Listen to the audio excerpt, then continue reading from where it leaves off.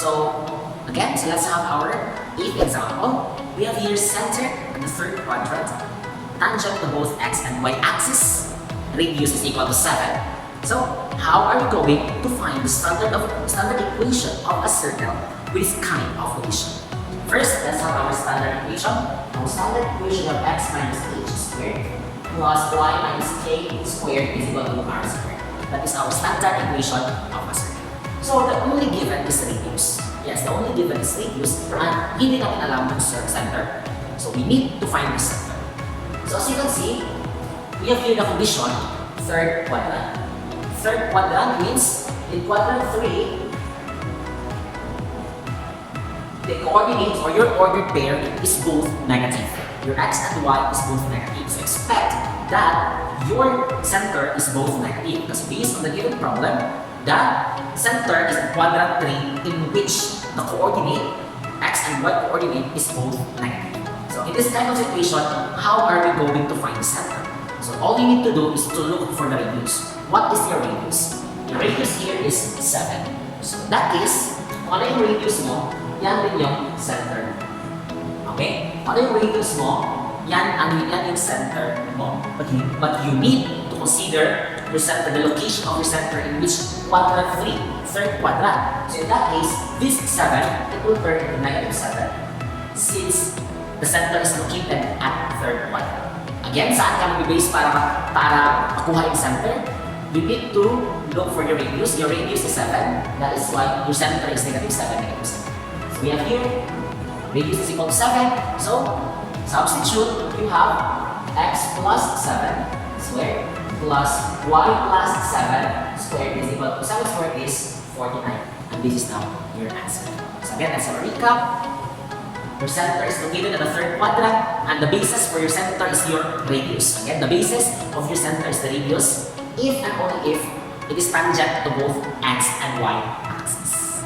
Okay, so radius is 7, that is why your center is 7, 7. Following the condition that the center is located at the third quadrant, that is why negative 7, negative 7. And this is now your answer.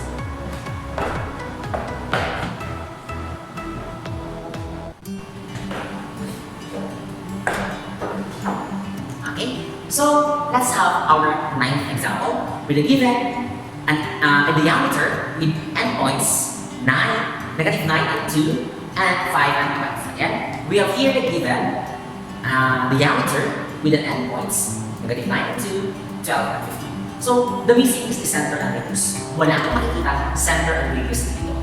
So it's up to you ano yung unang uunahin mo sa solve. It's either the center or the radius. It's up to you, wala problema. As long as the same lang talaga yung result, so yung answer.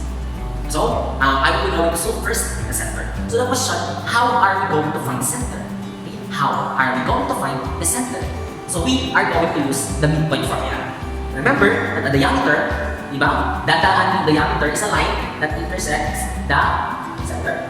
Not intersect, pero dadaan siya sa center, diba? Ang diameter. So we are going to use the midpoint formula for us to find the center. For the center, we are going to use the MPF. MPF means midpoint formula. So you have x sub 1 plus x sub 2 over 2, comma, y sub 1 plus y sub 2 over 2. Okay, so what is the basis of our x sub 1 and x sub 2 together with y sub 1 and y sub 2? It is the given endpoints. So yung basis natin, we have negative 9, 2, and 15 and 12. Diba? This is the x sub 1, y sub 1, x sub 2, y sub 2. Tama? So, substitute. Negative 9 plus 15 over 2, comma, 2 plus 12 over 2. So you will have negative 9 plus 15. We have 6 over 2, 2 plus 12 is 14 over 2. So you have now the center of 3 and 7. So 3, 7 is your center. So nakuha na natin yung center. So after getting the center, we are going to find the radius. The question, how are we going to find the radius? Okay, yun yung tanong. How are we going to find the radius? So, since the given is a diameter with endpoints, we are going to get the distance of the endpoints. The distance of the endpoints is your diameter. And after getting the diameter, you need to divide it by 2 to get the radius. Remember, radius is half of the diameter. So after getting the diameter, divide it by 2, and that's your radius. So using distance formula, to get your diameter, x sub 2 minus x sub 1 squared plus y sub 2 minus y sub 1 squared. You square root that one. Substitute, your x sub 2 is 15 minus negative 9 squared plus your y sub 2 is 12 minus 2 squared. So you have 15 times 9, that is 24 squared plus 10 squared is equal to 24 squared is 1. Again, 24 squared is what? We have 576 plus 10 squared, we have 100. So we have here 676. So we have here now 576 plus 100 is 676. And square root of 676 is 26. So you have now the distance, the diameter of 26. Of course, this is the diameter. And your radius is 13. Your radius is 13 because the half of the diameter is the radius. Okay? Radius is half of the diameter. So meron tayong center, meron tayong radius. So, what are you waiting for? Substitute now to get the standard equation. So center. Okay. So standard equation now, we have x minus 3 squared plus y minus 7 squared is equal to 13 squared is 169. And this is now the standard equation of a circle with a given condition, a diameter with endpoints negative 9, 2, and 12, 15, 12. That's all.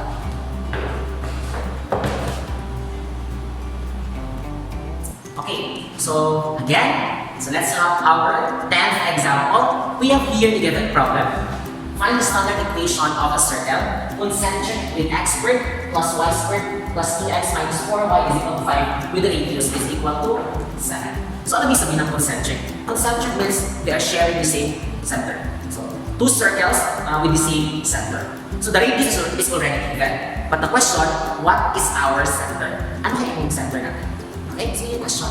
So in order for us to find our center, we need to transform this general form to standard form and get the center. And by that, that center is now ang ating gagamitin to our standard equation. Okay, so let's start.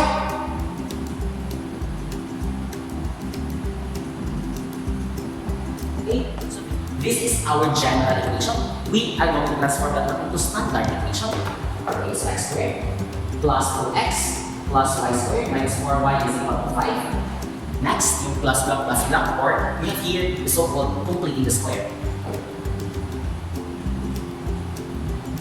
Plus blank plus y squared minus 4y plus blank is equal to 5 plus blank plus blank. Okay? So x plus plus. What is the half of 2? We have 1. 1 squared is 1. So 1 dito sa kabila. X plus y minus, what is the half of 4? 2. 2 squared is equal to 4. 4 plus 5 is 5 plus 1 is 6 plus 4 is 10.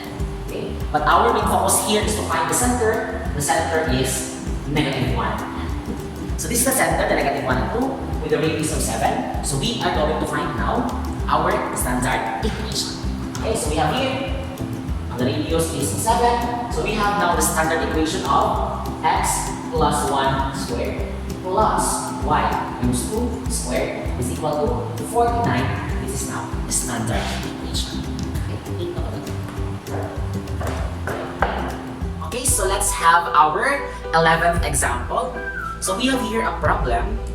Find the standard equation of a circle given that it is concentric with the given equation x squared plus y squared minus 8x minus 10y is equal to negative 16, in which the area also is times 4. So both radius and center are missing. But in this problem, you need to transform this general equation to standard form in order for you to find the center at saka the radius. Kasi according to this equation, the radius is 4 times the area. Okay, so how are we going to transform general to standard? So please review my lesson in my YouTube channel. Okay, so let's have here, we are going to transform x squared plus y squared minus 8x minus 10y is equal to negative 16 to the standard form. So you have x squared arranged first plus y squared minus 10y is equal to negative 16 and do the completing the square process. Yung tinuro ko last time, yung plus blank plus blank. Okay? So you have here x squared minus 8x plus blank plus y squared minus 10y plus blank. So how many blanks yung gilagay natin? We have 2 blanks. So negative 16 plus blank plus blank. Then x, this is minus, so minus. What is the half of 8? The half of 8 is 4. Then squared, then we have 4 squared is 16. And of course, magdagdag ka rin ng 16 sa kabilang side. Next, plus. Then let's have the y. This is minus. So minus din dito, copy. And the half of them is 5. So 5 squared, we have 25 and 25 dito sa kabila. Negative 16 plus 16 plus 25, the answer is 25. Okay? So, we have already our standard equation of our concentric equation. So our center here is 4 and 5 and the radius is 5. Okay? So the center is 4 and 5, the radius is 5, but we need to consider the condition. The condition, sabi dito, it should be 4 times the area. Okay? 4 times the area. Okay, so we already have our center and the radius of the concentric. And we need to consider the condition that it should be 4 times the area. So, how are we going to find the radius? So, this is the process. Remember that the area of the circle, the formula, we have area is equal to pi r squared. Right? And our radius is 5. So, you have area is equal to pi times 5 squared. That means the area of this circle is 25 pi. But according to the given condition, it should be 4 times 4. So you need to multiply this one by 4. So you have 4 times 25 pi. So we have here, the area is 100 pi. So the area of the circle is 100 pi. Kasi 4 times the area man daw. So in this case, this 100 pi, okay, what is the radius of this 100 pi? The radius of this 100 pi is 10. This problem, meron tayong radius na 10, and it should be concentric with our given equation here. So the center is 4 and 5. So let's have now the standard equation of our circle. So x minus 4 squared plus y minus 5 squared and 10 squared is 100. And this is now your answer. Okay. And we're back and let's have our 12th example. Yeah, number 12 na tayo na example. So, we have here the given situation. So, find the standard equation of a circle given that it is concentric with the equation x squared plus y squared minus 10x minus 6y is equal to negative 2, in which it is the same also with the radius of the given general equation x squared plus y squared minus 14x plus 6y is equal to negative 33. So, in this problem, again, the missing are both the center and the radius. Okay? So it's up to you kung ano yung unang kukunin niyo. Either the radius or the center. As long as tama ang pagkakuha. Okay? So we are going to find first, kung ako ang mag-vote mag-solve, okay? If ako yung magsosolve, I will get first the center. But I will give you the freedom, it's either center ba yung unahin ninyo or the radius. So first, let's have the center. So the center, sabi dito, it is concentric with this equation. So we are going to transform this equation into standard form and get the center. So let's have this process. So let's perform completing the square process. Okay, so let's have the plus blank plus blank.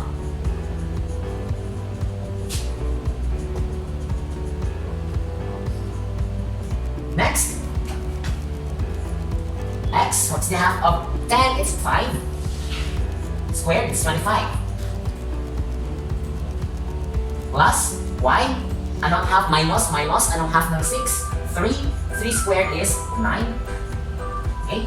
So, negative 2 plus 25 plus 9, the answer is 32. Okay? So, but our focus here in this equation is to find the center. Now, what is the center? We have here 5 and 3. So this is the center. Dito naman sa kabilang side, we are going to find the radius. Okay. So let's have here the radius. So sabi dito sa situation, it should be the same as the radius of x squared plus y squared minus 14x plus 6y is equal to negative 33. So we have here the equation and we are going to transform this equation into standard form para makuha natin yung radius.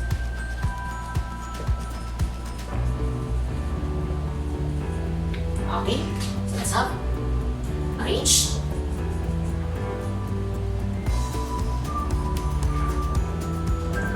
Okay, let's proceed to plus blank plus blank.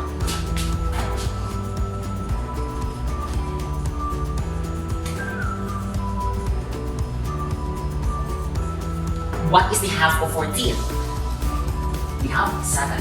7 squared is 49. Plus y. And plus, what is the half of 6? 3. 3 squared is 9. So, negative 33 plus 49 plus 9, we have, bilang? It's 25. Okay?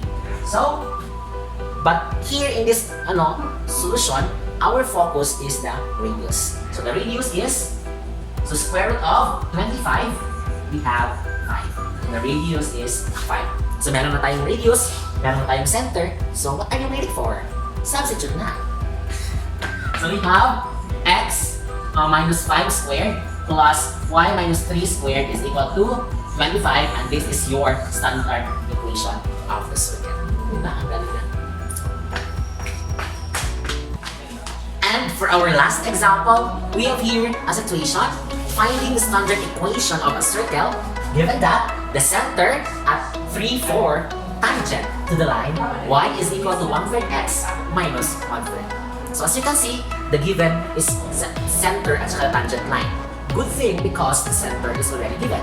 So ang ating hahanapin na lang ngayon is the radius. So sir, paano ba hanapin yung radius given this kind of equation? I will be introducing to you this formula, the distance formula, given a point and a line. Okay? So distance formula of a point and a line.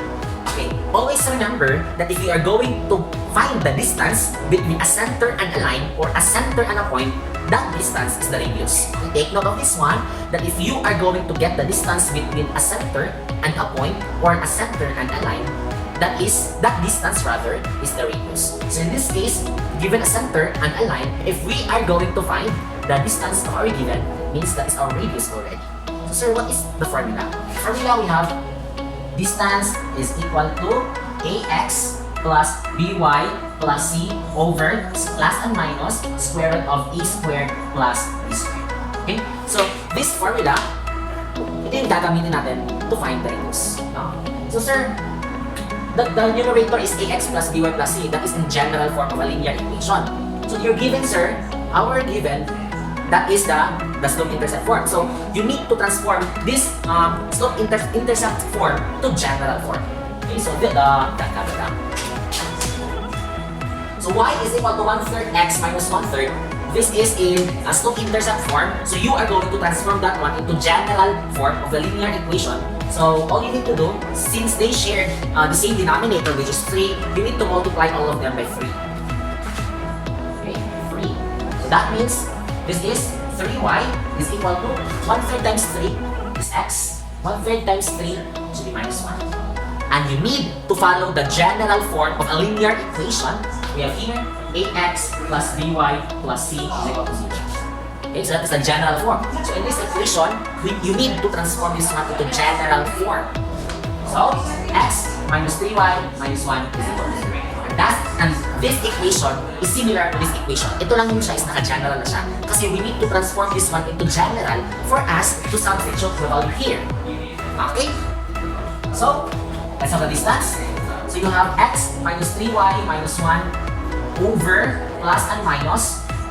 What is the a? The a is your constant sa x. What's the constant of x? 1. Plus your b, the constant of your b is negative 3. So negative 3 squared. Yan. So, paano man siya kukunin, sir, na meron naman x and y? Of course, you need to use your center. Your center is 3, 4. Remember? 3 and 4, this is x and y. So the coordinate, your x and y coordinate, you are going to substitute that one dito. So you have, your x is 3, So 3 minus 3 times 4 minus 1 over plus and minus 1 squared plus negative, 1 squared is 1, negative 3 squared is 9, that is, negative 3 squared is 9, so simplify, 3 minus 3 times 4 minus 1, the answer is, okay, so 3 minus 3 times 4 minus 1, that is negative 10. Over 1 plus 9, that is 10, so square root of 10. And of course, negative 10 over square root of 10, if you are going to rationalize the denominator, kasi the rule, walang denominator na merong radical sign. So you need to rationalize that one. So the answer of this one, we have square root of negative 10. I mean, negative square root of 10. And always take note also na walang radius na negative. So you need to get the absolute value of this distance. Kasi that negative sign, it only tells you the direction. Okay? The direction of your graph. So if you're going to get the absolute value of this negative square root of 10, the answer is, the radius now is the square root of 10. Again, take note, walang radius na negative. Okay, so we already have our radius, square root of 10, and the center is 3 and 4. So we have now center 3, 4. The radius is the square root of 10. And next step, standard form. X minus 3 squared plus y minus 4 squared, square root of 10 squared. So the final answer, x minus 3 squared plus y minus 4 squared is equal to 10. This is now the final answer.